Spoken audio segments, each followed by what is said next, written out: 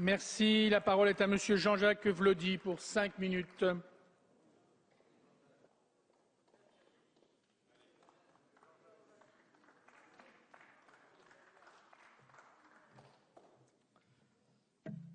Monsieur le Président, Madame la Ministre, Monsieur le Président de la Commission, Monsieur le rapporteur, mes chers collègues.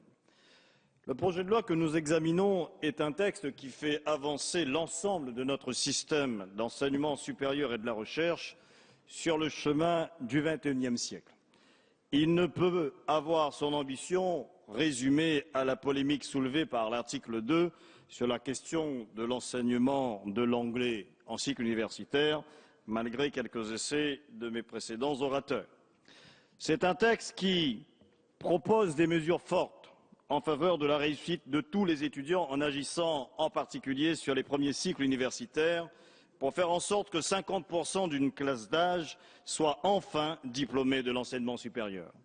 C'est un texte qui promeut les valeurs de la coopération et de l'émulation plutôt que celles de la concurrence et de la compétition et qui renoue ainsi avec les valeurs qui sont au fondement de la communauté de la science et de l'enseignement. C'est un texte qui donne un nouvel élan à la recherche française, en la dotant d'une vision de long terme sous l'égide d'un État redevenu stratège et l'ouvrant avec courage vers l'international.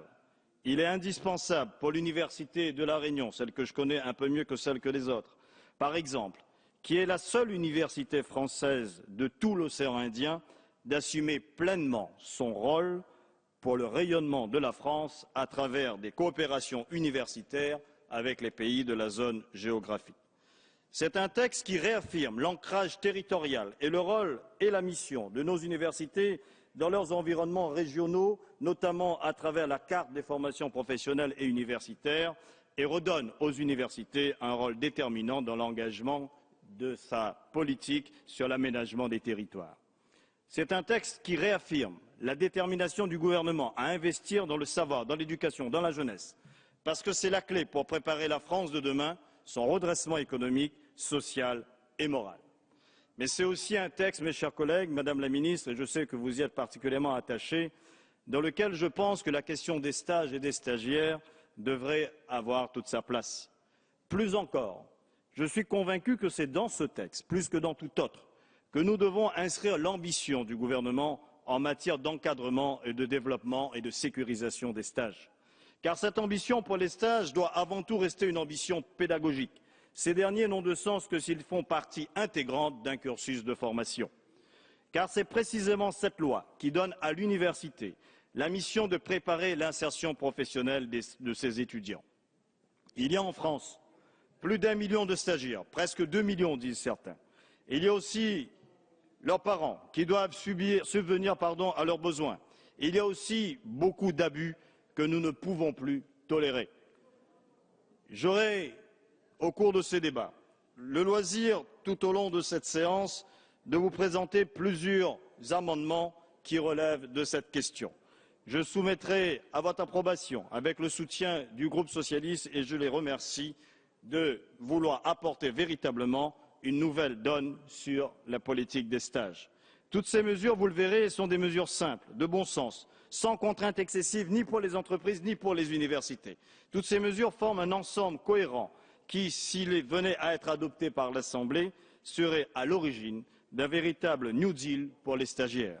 New Deal parce que, expression anglaise, mais historique, et c'est à ce sens que je fais référence, parce que ces mesures reposent sur un équilibre subtil entre droits nouveaux pour les stagiaires, responsabilités renforcées pour les universités, missions complémentaires pour les inspections du travail et enfin respect d'un minimum de règles, notamment de transparence par les entreprises et les organismes d'accueil.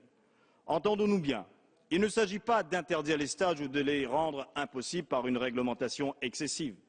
Il s'agit au contraire de leur redonner un sens pour mieux les développer et les rendre accessibles à tous les étudiants.